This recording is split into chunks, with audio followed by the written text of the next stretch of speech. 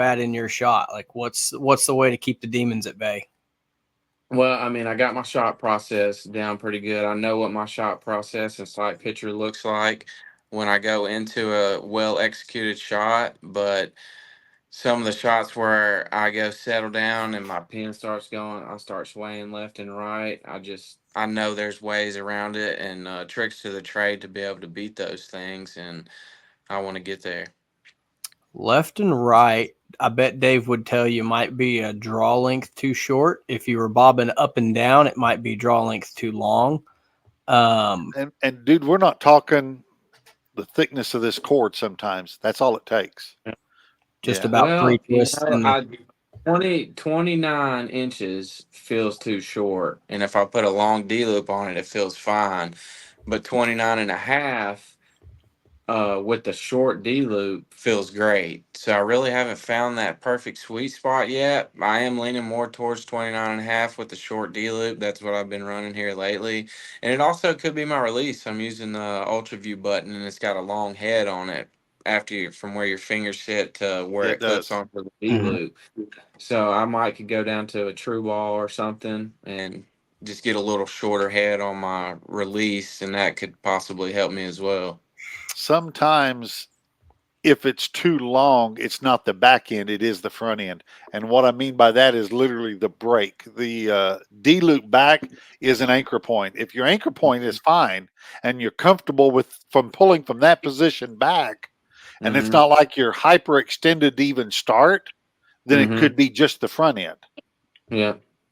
Um, uh, an easy test, and I know it's a pain in the rear, but an easy test is stack just a little bit of plastic on your handle and wrap it Yeah. and see if that takes it out further and see if it can change it You and see, see if that makes it go off. I do shoot off the riser. I shoot side plates and grip tape.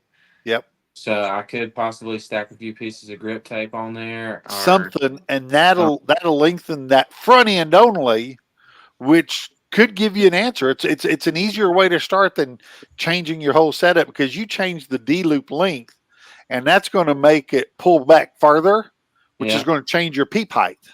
Yeah. See, I like it when it just gets in the corner of my mouth. I grew up using a kisser all the Okay. time, and Yeah.